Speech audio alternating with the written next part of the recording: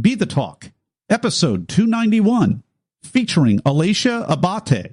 Welcome to Be the Talk. We go behind the talk 7 days a week for tips and techniques to help you change the world. I'm Nathan Eckel, and a talker myself. I'm interviewing others who change the world with their talk. You can too, even if you've never given a talk before. Let's get started with today's show. We are live with Elatia Abate. Elatia, are you ready to talk? I am so ready to talk. I can't wait to talk with you. Let's get it. Elatia Abate is a true visionary and pioneer, having devoted her life to living on the edge of the future of work. Elatia is an entrepreneur, and she works with companies and governments to solve the challenges of the future. Elatia Abate, welcome to the talk. Thank you so much for having me here. I'm so excited. Yeah, well, your talk is called Pioneering the Future of Work. I love the visual right at the beginning. I'm leaning in right away because you are in front of a basically giant lockbox with all your stuff in it. And you were about to go into some of the worst horror travel stories that I've ever heard. So please take us behind the talk.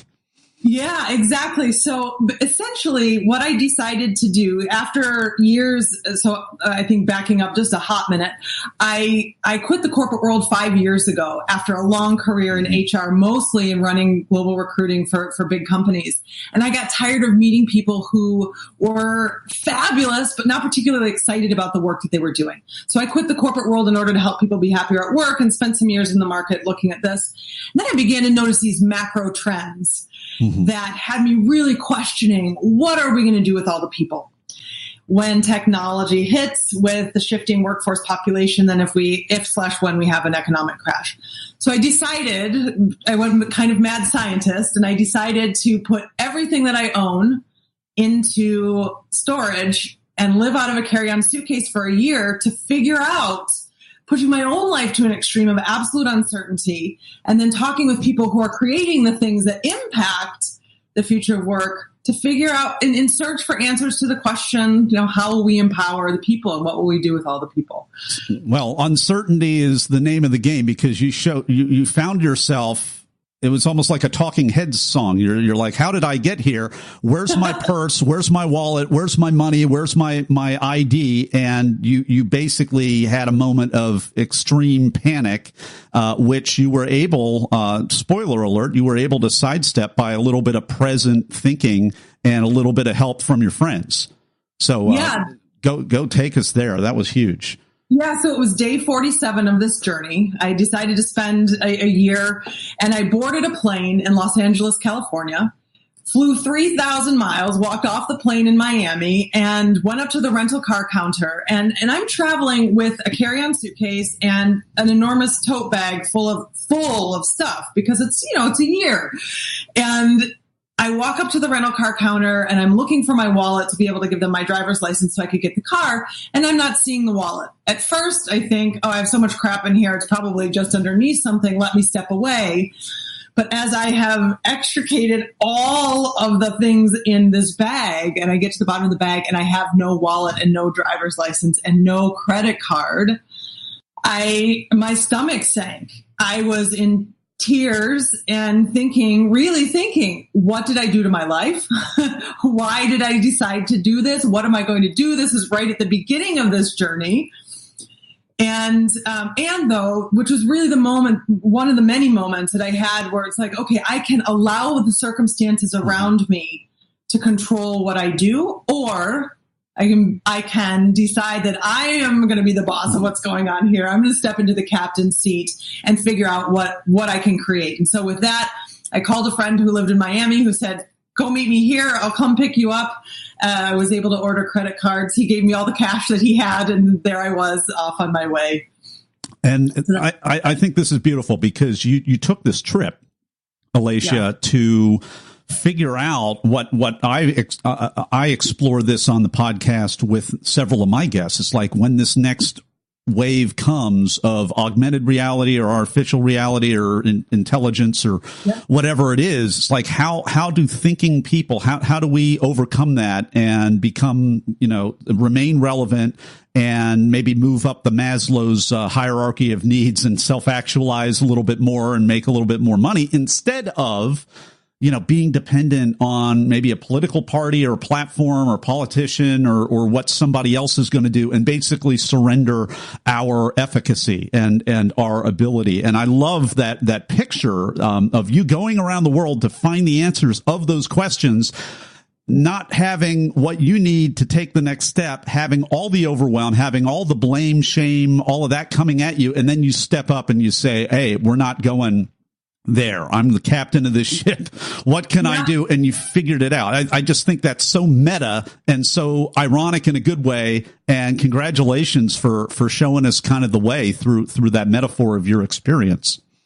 Thank you so much. And that's exactly why I put myself into the mix, because I figured I'm a pretty adventurous person anyway. And so traveling or doing interviews or something, I would learn stuff, but I wouldn't have that visceral experience of fear and uncertainty and really needing to gather my own resources to figure a way out. Because now in the work that I do around the future of work, I truly see my role as being both an interpreter.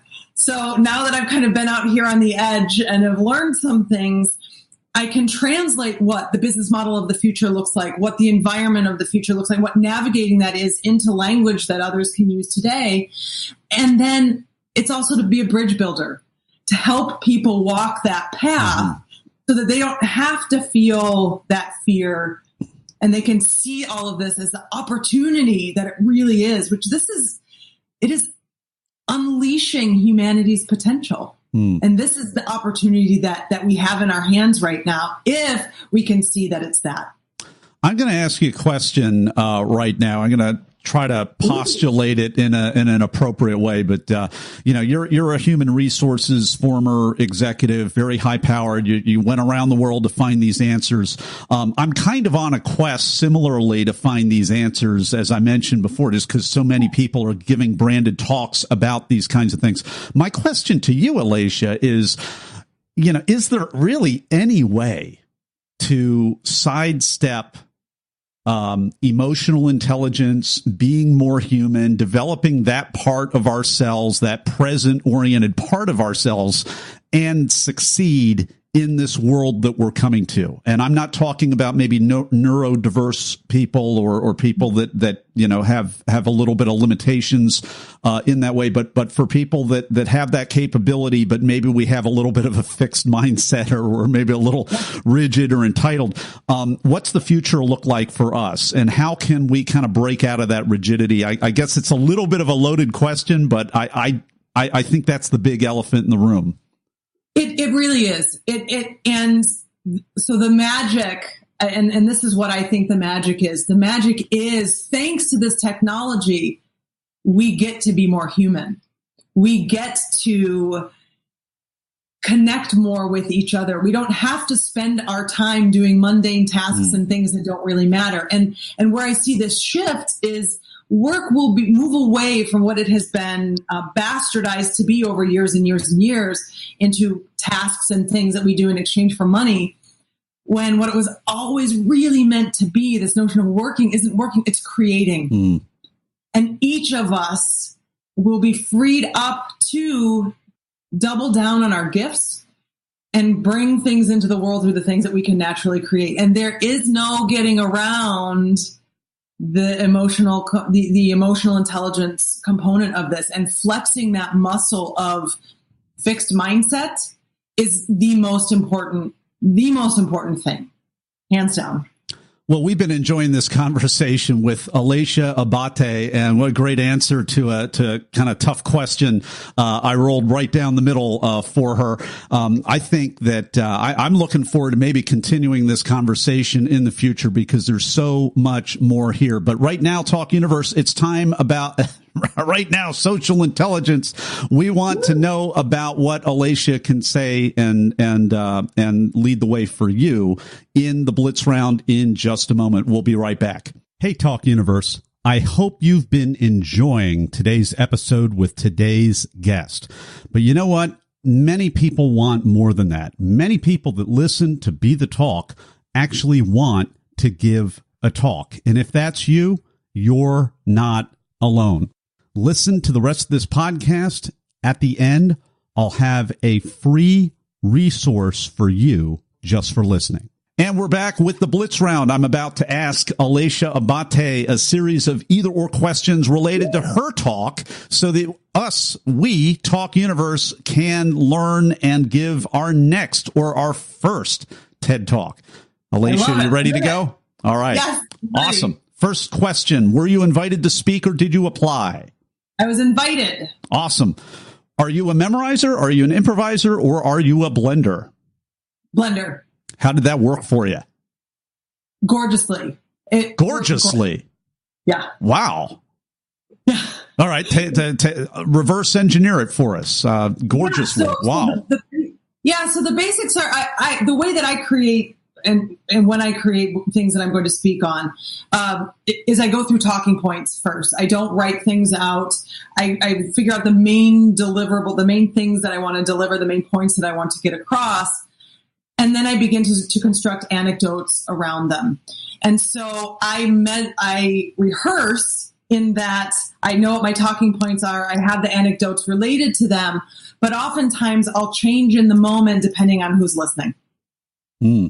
So, well, great to be flexible. What's a tip, a tool, or a technique that helped you? Rehearsal. Rehearsal. And if I can slide a second one in there, get yourself a coach. Get yourself a powerful speech coach, because this is a global stage.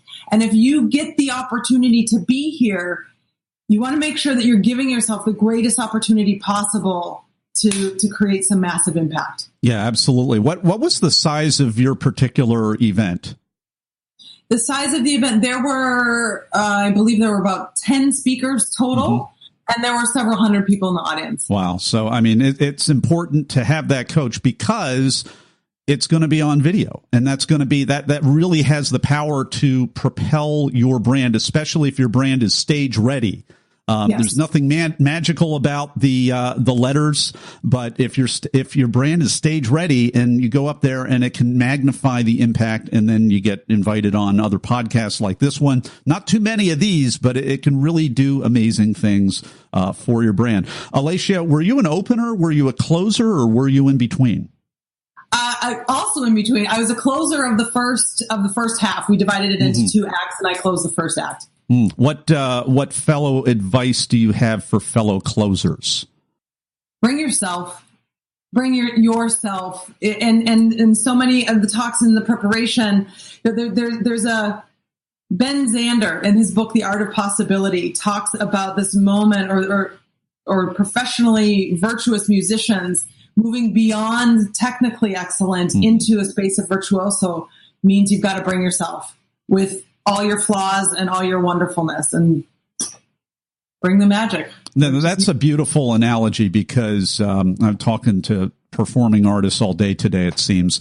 But I mean, there's something, if somebody's technically perfect, it's really a circus. As pretty as the music is, when they hit all the right notes and that's all they do, that's just great, but it's a circus. And then people show up to try to listen. Oh, I think I heard him miss a note or something. Yeah. When somebody when you really bring all of you, then it's a transcendent spiritual experience. And maybe you've had the experience of being in an audience and hearing that. I've actually heard someone real life, I remember, weeping in a very quiet, it was a Liszt piano sonata or something, 40-minute piece.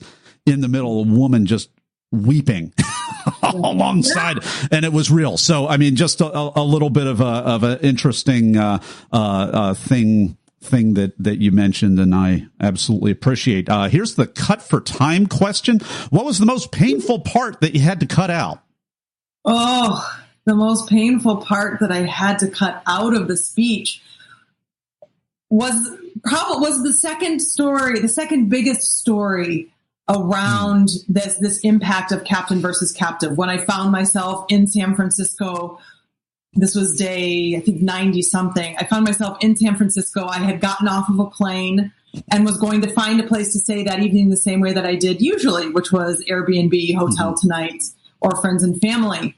Unbeknownst to me, in San Francisco, there was a Google conference, a baseball game, and several other things going on. And I once again found myself in that situation of what did I do to my life? This is a disaster. No room at the inn. Yeah, because I can't. There's so many people ask me now, so what do I need to learn? What's the most important thing to take out of this as we face the future of work? And I can't stress enough this piece of mindset. And the mindset boils down to when whatever it is hitting the fan, what's my stance going to be? Am I going to allow it to beat me down, or am I going to stand up and figure this out and get myself going? Well, we've been enjoying the Blitz Round with Elatia Abate. Her talk is called Pioneering the Future of Work. And if you want to see that talk, you can type it into YouTube, or you can go to our show notes page at BeTheTalk.com. You can also check out Elatia's LinkedIn page, and we'll have a link to her LinkedIn profile at that show notes page. We will be right back with Elatia Abate's final word of advice in just a moment. Hey, Talk Universe, I hope you enjoyed today's episode. And if you want to give the talk to change the world, but you don't know how or even where to start, no problem at all. Go to BeTheTalk.com/get accepted for my new 5-day email course that'll show you how. Absolutely free. Just go to BeTheTalk.com/get accepted. And we're back with Elatia Abate. What is your final word of advice? The final word of advice that I have for you is enjoy.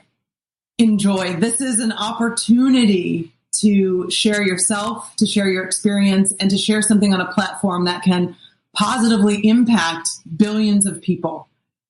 And how cool is that? How cool is that? Elatia Abate, thank you so much for coming on the talk today and sharing your wisdom with Talk Universe. Thanks so much for having me. This is great. Thanks for listening to Be the Talk. For tips and resources to help you change the world, go to BeTheTalk.com. See you tomorrow.